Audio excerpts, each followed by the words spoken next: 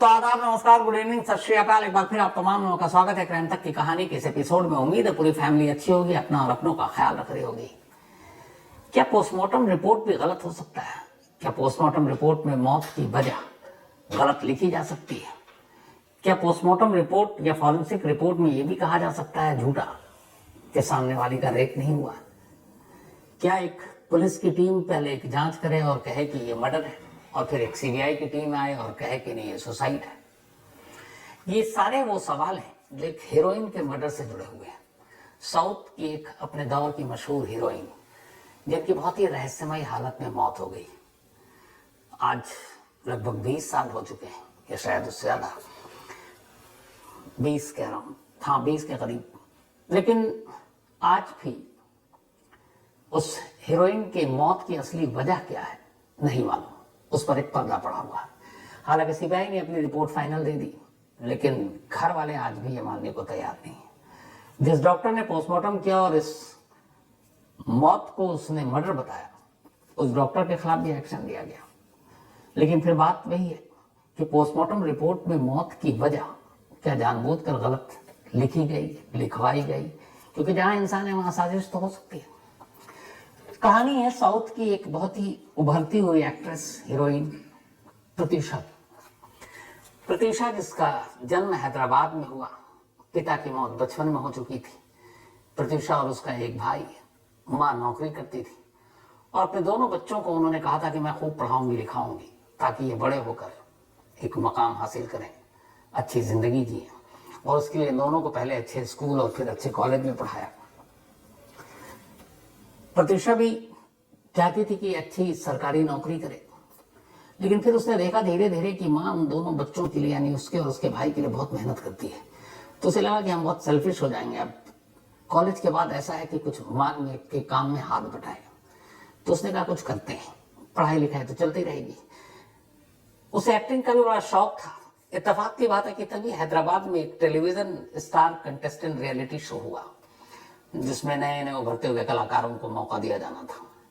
प्रत्यूषा ने भी वहां अप्लाई कर दिया, सिलेक्शन हो गया, गई, उसने उस कंपटीशन में हिस्सा लिया। और न सिर्फ हिस्सा लिया बल्कि आखिर में उसने इस कंपटीशन को जीता और उसे मिस लवली स्माइल का खिताब मिला। अब एक स्टार, नए उभरते हुए कलाकारों के लिए कंपटीशन, उसमें वो विनर।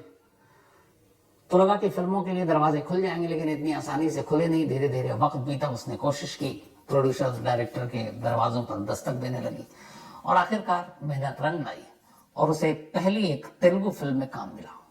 1998 में एक फिल्म आई थी रायडू, और इसी फिल्म में प्रत्यूषा को एक हीरोइन बनने का मौका मिला।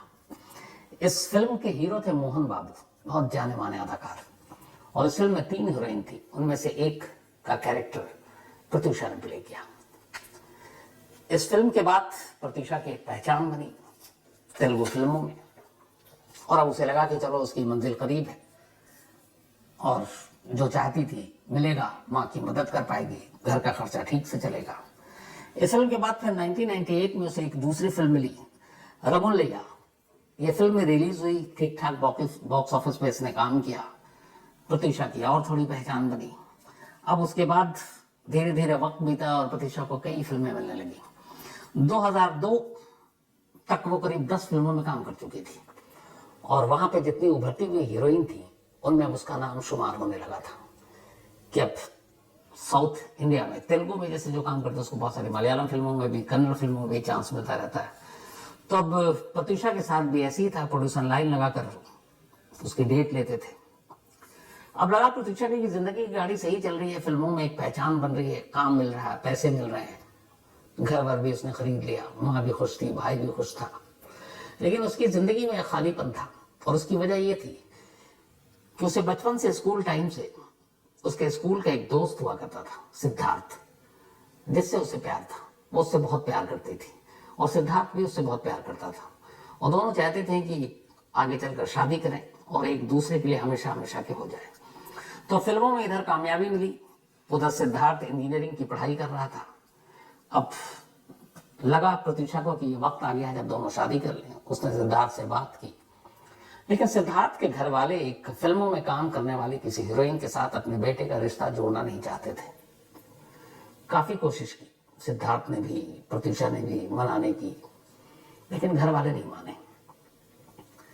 प्रत्यूषा में को भी लगा कि चलो थोड़ा सा वक्त पर छोड़ देते हैं, क्या पता राजी हो जाए, तैयार हो जाए, फिर दोनों की शादी हो जाए।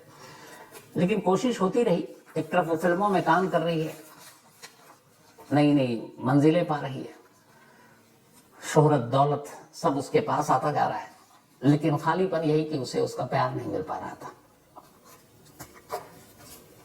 इसी दौरान में 23 फरवरी 2002 की तारीख आती है। 23 फरवरी 2002 शादी के सिलसिले में प्रत्यूषा सिद्धार्थ से बात करती है और वो कहती है कि उसे आज ही एक फिल्म का ऑफर मिला है, फिल्म साइन करने के लिए और उसके डायरेक्टर से बात करने के लिए उसके पास जाना है। तो सिद्धार्थ ने कहा कि ठीक है। प्रत्यूषा ने अपनी मां को बताया, ये खुशखबरी दी कि उसे एक बड़े प्रोजेक्ट की फिल्म मिली है और उसे साइन करने जाना है। लेकिन उसके 2.5 घंटे के बाद ही प्रत्यूषा की मां के पास एक फोन आता है। सामने फोन पे जो था उसने खबर दी कि आप फौरन फलाने हॉस्पिटल पहुंचिए, आपकी बेटी ने खुदकुशी कर ली है। अब जैसे ही मां को खबर मिलती है, मां के पैरों तले जमीन खिसक जाती है। अपने बेटे को लेकर हॉस्पिटल पहुंचती हैं, वहां जाकर पता करती हैं तो पता चला कि प्रत्यूषा और सिद्धार्थ दोनों हॉस्पिटल में हैं और दोनों ने कोई पॉइजनस चीज पी ली है। सिद्धार्थ खतरे से बाहर है, लेकिन प्रत्यूषा दम तोड़ चुकी है। अब जब ये सब कुछ हुआ तो मां को कुछ समझ में नहीं आ रहा क्या हुआ। सिद्धार्थ के घर वालों को भी समझ में नहीं आ रहा है। सिद्धार्थ के होश में आने का इंतजार किया गया। सिद्धार्थ जब होश में आया तो उसने बयान दिया। उसने कहा कि मैं प्रत्यूषा से मिलने के लिए गया था, वो बहुत खुश थी, एक नई फिल्म उसको मिली थी, तो उसने कहा था हम साइन करने चलेंगे। लेकिन फिर शादी की बात छिड़ी और उसके बाद हम दोनों एक शॉप में गए। सिद्धार्थ की गाड़ी थी, उस शॉप से उसने वो कीड़े मारने वाली दवा की एक शीशी ली, कीटनाशक दवा। उसने कहा कि उसके बाद हम दोनों घर आए, सिद्धार्थ के घर। वहां जाने के बाद कोल्ड ड्रिंक में वो दवा डाली और फिर एक उसने पी, एक मैंने पी। फिर आगे का मुझे कुछ याद नहीं। क्यों किया ऐसा? बात वही उसने की, शादी की। अब कुल मिलाकर साफ ये था कि दोनों ने अपनी जिंदगी खुद खत्म करने की कोशिश की है और मोटिव और मकसद यही है कि इनकी शादी नहीं हो पा रही है। लेकिन प्रत्यूषा की मां को ये बात हजम नहीं हो रही। वजह ये, उन्होंने कहा सिर्फ 2.5 घंटे पहले उनकी बेटी इतनी खुश थी कि उसे एक बड़ी फिल्म में काम मिला और अच्छा खासा उसकी मतलब करियर और ऊंचाई पर जानी थी। और उन्होंने कहा कि जो एक डायरेक्टर तेजा एक बहुत बड़े डायरेक्टर हैं साउथ के, उन्होंने एक फिल्म बनानी थी जिसमें प्रत्यूषा को हीरोइन के तौर पर लिया था। फिल्म का नाम था जयम और इसमें जयम रवि इनको डेब्यू करना था। तो उसने कहा कि मेरी बेटी ने खुद फोन करके बताया कि अगले 2.5 घंटे के बाद मैं वहां 2 से 2.5 घंटे में जाऊंगी, फिल्म साइन करूंगी, बहुत बड़ा बैनर है, प्रोजेक्ट है। तो जो लड़की 2-2.5 घंटे पहले इतने खुश है, वो अचानक सुसाइड किया, अपनी जान क्यों देगी? उन्होंने बड़ा सवाल उठाए। उन्होंने पुलिस से भी कहा कि आप मामले की जांच करो, मेरी बेटी खुदकुशी कर नहीं सकती। इधर टॉलीवुड में यानी कि वहां की फिल्म इंडस्ट्री में हड़कंप मच गया कि एक इतनी होनहार अदाकारा, एक्ट्रेस जो इतनी तेजी से उभर रही है, वो अपनी जान कैसे देगी? किसी को भी ये बात हजम नहीं हो रही थी। इसी दौरान में पोस्टमार्टम रिपोर्ट आ गई। अब जब पोस्टमार्टम रिपोर्ट आई तो पोस्टमार्टम करने वाले डॉक्टर ने अपनी रिपोर्ट में कहा कि प्रत्यूषा ने खुदकुशी नहीं की है, बल्कि उसकी मौत गला घोटने से हुई है। अब अचानक कहानी पलट गई, क्योंकि एक शख्स जो प्रत्यूषा के साथ अस्पताल में है, जो उसी कीटनाशक दवा को पीकर बच गया, और दूसरी प्रत्यूषा जिसकी जान चली गई, वो भी जहर पीने से। लेकिन डॉक्टर की रिपोर्ट ये कह रही है, पोस्टमार्टम रिपोर्ट, पीएम रिपोर्ट, कि उसकी मौत गला घोटने से हुई है। और उसी रिपोर्ट में ये भी है कि मौत से पहले प्रत्यूषा के साथ रेप हुआ है। अब जब ये रिपोर्ट आई तो और हड़कंप मच गया। अब प्रत्यूषा की मां ने फिर कहा कि प्रत्यूषा का मर्डर हुआ, शुरू से मैं कह रही हूं। और उन्होंने एक नाम लिया कि एक मिनिस्टर है, उस मिनिस्टर के बेटे, उसके साथी और सिद्धार्थ, इन सभी ने मिलकर उनकी बेटी का कत्ल किया और उनकी बेटी के साथ रेप किया। ये गैंग रेप की वारदात है। अब जैसे ही पीएम मीडिया में पीएम रिपोर्ट आई, मौत की वजह पता चली, तो हड़कंप मच गया। पुलिस के ऊपर भी दबाव, उधर जितने बड़े बड़े एक्टर प्रोड्यूसर उन्होंने भी दबाव डालना शुरू किया कि भाई आप इस मामले की ठीक से जांच कीजिए। लेकिन पुलिस का यही था कि जो रिपोर्ट आई उसी बिना पर डॉक्टरों की हमारी जांच आगे जाएगी, और सिद्धार्थ को पुलिस ने अरेस्ट कर लिया। चार्जेस लगे मर्डर और रेप के। लेकिन मिनिस्टर के बेटे का नाम या मिनिस्टर का नाम अभी तक पब्लिक डोमेन में नहीं था। अब क्या किया जाए? पुलिस तफ्तीश करती रही, लेकिन लोगों को पुलिस की तफ्तीश पर भरोसा नहीं था। तो फिर ये हुआ कि बहुत सारे आर्टिस्ट, बड़े बड़े अदाकार, कलाकार, डायरेक्टर, प्रोड्यूसर आंध्रा के बल्कि तेलंगाना के चीफ मिनिस्टर के पास पहुंचे और उन्होंने उनसे कहा कि इस मामले की जांच आप सीबीआई को सौंप दीजिए, क्योंकि पुलिस इस मामले को दबा रही है। और उसकी वजह यह है कि इसमें राज्य सरकार के एक मंत्री का नाम आ रहा है, मंत्री के बेटे का नाम आ रहा है, और इसलिए इस मामले को एक मर्डर केस को सुसाइड केस का रंग दिया जा रहा है। तो सही और ईमानदारी से जांच नहीं होगी। तो इसलिए जरूरी है कि आप इस मामले की जांच सीबीआई को सौंप दें। आखिरकार सरकार को भी लगा कि जब उसके अपने ही एक मिनिस्टर का नाम आ रहा है, तो फिर मामले की जांच सीबीआई को सौंप दी गई। अब प्रत्यूषा मर्डर केस की जांच सीबीआई शुरू करती है तो सबसे पहले वही उस कहानी से शुरू होती है कि 23 तारीख को जिस दिन प्रत्यूषा की मौत होती है उस दिन हुआ क्या था। तो सीबीआई जब अपनी जांच करती है तो पता चला कि 23 तारीख की दोपहर को प्रत्यूषा एक ब्यूटी पार्लर गई थी। उसी ब्यूटी पार्लर में थोड़ी देर के बाद अचानक सिद्धार्थ आता है। वहां वो थोड़ी देर तक बातचीत करता है। इसके बाद वो दोनों ब्यूटी पार्लर से बाहर निकलते हैं। सिद्धार्थ अपनी कार में था, प्रत्यूषा अपनी कार लौटा चुकी थी। अब प्रत्यूषा और सिद्धार्थ उसी कार में बैठते हैं, वहां से इधर उधर कहीं सड़क पर घूम रहे हैं। फिर थोड़ी देर के बाद ये कार एक शॉप के बाहर रुकती है। उस शॉप से एक कीटनाशक दवा खरीदते हैं और उसके बाद ये दोनों फिर कार में बैठ जाते हैं। थोड़ी देर के बाद सिद्धार्थ की गाड़ी उसके घर के ऊपर रुक जाती है पास में, और उस गाड़ी से उतर कर प्रत्यूषा और सिद्धार्थ के फ्लैट में जाते हैं। क्योंकि प्रत्यूषा एक हीरोइन थी, उस वक्त तक 10 फिल्में रिलीज हो चुकी थी, लोग उसे जानते थे, नेबर जानते थे, पड़ोसी भी। तो उन्होंने देखा प्रत्यूषा आई है, तो उसके लिए लोग चले गए अंदर। अब ये भी था कि हीरोइन बाहर निकलेगी, फिर कोई देखेंगे। लेकिन काफी देर तक जब नहीं आए तो पड़ोसी जो इंतजार कर रहे थे उन्हें कुछ वो लगा, फिर उन्होंने घंटी वंटी बजाई, अंदर से कोई आवाज नहीं आई।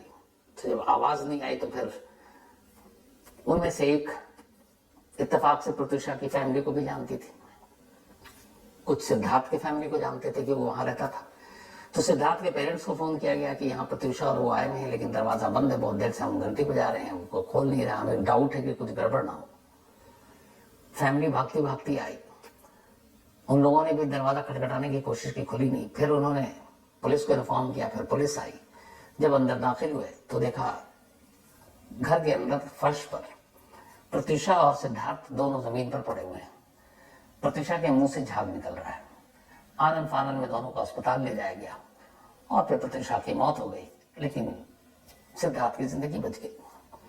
अब जब ये पूरी कहानी आई तो फिर पुलिस ने कहा कि ये पोस्टमार्टम रिपोर्ट और ये रेप और गला दबाकर मर्डर करने की बात ये कहां से आई। पुलिस ने तफ्तीश की, जो डॉक्टर थे उनसे बात की, और उसके बाद कि ऐसा क्यों हुआ कि पॉइजनस डेथ को गला घोटकर मतलब मौत कैसे कोई लिख सकता है, क्या दबाव था। अभी का दबाव यह था कि मंत्री के बेटे का भी नाम हटाया जा रहा है, क्योंकि कहानी ऐसी थी कि एक मिनिस्टर, उसका बेटा, उसके दोस्त सबने मिलकर एक हीरोइन के साथ गैंगरेप किया। तो पुलिस ने डॉक्टर और पोस्टमार्टम रिपोर्ट, फॉरेंसिक रिपोर्ट, इसके ऊपर अपनी इन्वेस्टिगेशन की। अब सीबीआई पर भी यहां सवाल उठने लगे कि सीबीआई चूंकि वक्त ले रही है और इस मामले को रफा दफा करने की कोशिश कर रही है, और वैसे भी सीबीआई के बारे में परसेप्शन ये बन चुका है कि जो मामला लेती है वो डुबा ही देती है। तो खैर पुलिस ने तफ्तीश की, उसके बाद फिर सीबीआई ने, और सीबीआई की एक रिपोर्ट आई और उस रिपोर्ट ने सबको चौंका दिया। सीबीआई ने जो काम अब तक ये था कि जो माँ और बाकी लोग इस उम्मीद में कि स्टेट पुलिस की वजह सीबीआई को केस दे दिया जाए ताकि ईमानदारी से जांच हो, क्योंकि मिनिस्टर का बेटा इन्वॉल्व है। तो पुलिस ने सिद्धार्थ के खिलाफ 302 मर्डर का केस दर्ज कर लिया था पोस्टमार्टम रिपोर्ट के बिहाफ पर। लेकिन जब सीबीआई ने अपनी पूरी जांच पूरी कर ली तो उसने एफआईआर में 302 का सेक्शन ही हटा दिया और उसने सिद्धार्थ को कातिल से हटाकर नई एफआईआर में खुदकुशी के लिए उकसाने का मुल्जिम करार दिया। यानी ये कि उसकी वजह से प्रत्युषा ने खुदकुशी की है। अब जब ये ऐसा हुआ तो फिर जितने भी डॉक्टर और बाकी लोग थे, फिर सारी चीजें की और बारीकी से जांच की गई। तो पता चला कि जब इन दोनों को उस हालत में लेकर आया गया था जब इन्होंने कुछ पॉइजनस चीज पी थी, तो उस वक्त उनकी मां ने भी दोनों को देखा था। और प्रत्युषा की मां का ये बयान था, स्टेटमेंट था पुलिस में, कि जब मैं आई तो मेरी बेटी का जिस्म और वो मैंने देखा और मैंने फिर सिद्धार्थ को देखा। सिद्धार्थ ने वो कीटनाशक दवा सिर्फ अपने होंठों पर लगा रखा था ताकि वो चकमा दे सके कि मैंने भी पिया और हम दोनों साथ सुसाइड कर रहे हैं। बाकी वो बिल्कुल ठीक था, फिट था, उसकी जान को कोई खतरा ही नहीं था। और ये इसीलिए हुआ क्योंकि उनकी बेटी के साथ पहले रेप हुआ, फिर उसका मर्डर हुआ और उसके बाद उसको सुसाइड दिखाने के लिए इन दोनों ने पॉइजनस चीज या कीटनाशक दवा पी ली। अब मां की इस एलिगेशन के बाद सीबीआई फिर से जांच कर रही है, लेकिन आखिर में सीबीआई ने जिस डॉक्टर ने पोस्टमार्टम रिपोर्ट दी थी उस डॉक्टर के ऊपर ही सारा ठीकरा फोड़ दिया और कहा कि डॉक्टर की रिपोर्ट गलत थी। अच्छा, तब तक अंतिम संस्कार तो हो ही चुका था। तो आखिर में सीबीआई ने सिद्धार्थ को प्रत्युषा की मौत के लिए या कत्ल के लिए जिम्मेदार नहीं ठहराया, बल्कि खुदकुशी के लिए उकसाने का जिम्मेदार ठहराया और यही चार्जेस लगाए और यही चार्जेस अदालत में पेश किए। आरोप पत्र दाखिल हुआ। उसके बाद अदालत ने सिद्धार्थ को 5 साल की सजा सुनाई, लेकिन फिर बाद में इनमें से भी 3 साल कम कर दिया, तो कुल मिला के 2 साल की सजा हुई। 2 साल में वैसे ही जमानत मिल जाती है, तो जमानत भी मिल गई। लेकिन आज भी जो प्रत्युषा की मां है, उनका कहना है कि एक बहुत बड़ी साजिश थी उनकी बेटी के साथ और इस साजिश में बड़े और ताकतवर लोग शामिल थे, वरना एक पोस्टमार्टम रिपोर्ट तक को आप सवालों के घेरे में खड़ा कर अदालत में जिस तरीके से वो सारी चीजों को उलट पुलट किया गया, ऐसा होता नहीं। और सबसे बड़ी बात उनका जो सवाल था कि उनकी बेटी के लिए खुदकुशी करने का कोई मकसद नहीं था, इसलिए कोई मतलब भी नहीं था, कोई मानी भी नहीं थी, क्योंकि वो अपनी जिंदगी में खुश थी, कामयाबी की उड़ान उड़ रही थी, सिद्धार्थ से प्यार था, सिद्धार्थ से शादी करना चाहती थी, घर वाले तैयार नहीं थे, लेकिन आज न कल हो जाते। और सबसे बड़ा सवाल ये था कि जब दोनों ने एक साथ जहर पिया तो एक मर गए, एक बच गए। उनके बहुत सारे अपनी जगह, चूंकि वो मां थी, एक सवाल था। लेकिन सीबीआई ने इस पूरे केस में अंतिम क्लोजर रिपोर्ट और फिर जो कोर्ट में सारी चीजें आई वो यही थी कि प्रत्युषा ने खुदकुशी की। खुदकुशी की वजह यह थी कि वो सिद्धार्थ से शादी करना चाहती थी, सिद्धार्थ के घर वाले तैयार नहीं थे और सिद्धार्थ भी मजबूर था और इसीलिए इन दोनों ने मरने का फैसला किया, लेकिन सिद्धार्थ बच गया। बट प्रत्युषा की मौत इस खुदकुशी की उकसाने का वो कसूरवार इसलिए है कि जो 2 लोग जब मरने जाते हैं उनमें से एक बच जाए तो वो जिम्मेदार माना जाता है, ये कानून में। और मर गया तब तो कोई बात ही नहीं, पर एक बच गया तो फिर वही लपेटे में आएगा। तो यही इस केस में हुआ। बाद में सिद्धार्थ आजाद। लेकिन आज भी एक राज बना हुआ है कि प्रत्युषा की मौत सच में खुदकुशी थी या कत्ल, क्या उसके साथ गैंगरेप हुआ था, क्या पोस्टमार्टम रिपोर्ट में ये सारी चीजें हैं। क्योंकि उस पोस्टमार्टम रिपोर्ट को बनाने वाले उस डॉक्टर को सीबीआई की इस रिपोर्ट के बाद अथॉरिटी ने सस्पेंड भी कर दिया और वो डॉक्टर लगातार गिड़गिड़ाता रहा कि मेरी रिपोर्ट सही है, लेकिन कुछ नहीं हुआ और ये केस ऐसे रह गया। प्रत्युषा की मां आज भी प्रत्युषा की याद में अब एक ट्रस्ट चलाती हैं जो गरीब और मजबूर लड़कियों की मदद करती है, इनके ट्रस्ट। और ये इसलिए करती हैं ताकि जो उनकी बेटी के साथ हुआ वो बाकी के साथ ना हो। वो ऐसी बेबस गरीब लड़कियों को कानूनी अगर मदद देनी है वो मदद भी देती हैं ताकि किसी और केस में किसी और के साथ ये ज्यादती ना हो। लेकिन अफसोस यही है उस माँ के लिए कि उनका यही कहना है, जो लास्ट इंटरव्यू था, कि उनकी बेटी को इंसाफ नहीं मिला। उनकी बेटी ने खुदकुशी नहीं की। एक कत्ल और एक गैंगरेप के पूरे मामले को पहले पुलिस और फिर बाद में सीबीआई, इन सभी ने पूरी तरह से खत्म कर दिया। बहुत सारे ऐसे केस हमारे देश में हैं जिसमें फैसले हुए, नहीं हुए, इंतजार है, हो चुके हैं, और उसमें सवाल उठते हैं। और सबसे ज़्यादा सवाल यही उठते हैं कि जांच एजेंसी कैसे इस केस को कहां से कहां ले जाती है। लेकिन सबसे सीरियस सवाल तब उठता है जब पोस्टमार्टम रिपोर्ट तक पर उंगली उठने लगे। जब प्रतीक्षा की मौत हुई थी तब वो 2 फिल्में कंप्लीट कर चुकी थी, लेकिन रिलीज नहीं हुई थी। उनकी मौत के बाद 2 उनकी आखिरी फिल्में रिलीज हुई। एक थी इदेमी उरूरा बाबू और एक थी एक तेलुगु फिल्म जो कि 2002 में रिलीज हुई थी, और 2004 में उनकी आखिरी फिल्म जो रिलीज हुई थी साउंड पार्टी। इसके अलावा कुछ फिल्मों में उन्होंने कुछ काम किए थे, लेकिन वो पूरी तरह से फिल्म कंप्लीट नहीं हुई थी। लेकिन ये 2 फिल्में कंप्लीट हुई। तो उनकी मौत के बाद 2002 और 2004 में आखिरी उनकी 2 फिल्में रिलीज हुई, और आखिरी जो फिल्म थी साउंड पार्टी थी। तो कहानी में आज इतना ही। अब आपसे मुलाकात होगी कल रात 9 बजे किसी नई कहानी के साथ। तब तक अपना और अपनों का ख्याल रखिएगा। Thank you very much. तो दोस्तों, आपको कहानी कैसी लगी कमेंट सेक्शन में ज़रूर बताएं। अगर आपको इस कहानी से शिकायत है तो हमारी मेल आईडी पर मेल करें। हम इस कहानी को चैनल से डिलीट कर देंगे। और अगर आपको कहानी अच्छी लगी हो तो लाइक एंड सब्सक्राइब करना ना भूलें। इससे आपका तो कुछ नहीं जाएगा, पर हमारा मोटिवेशन ज़रूर बढ़ेगा। धन्यवाद।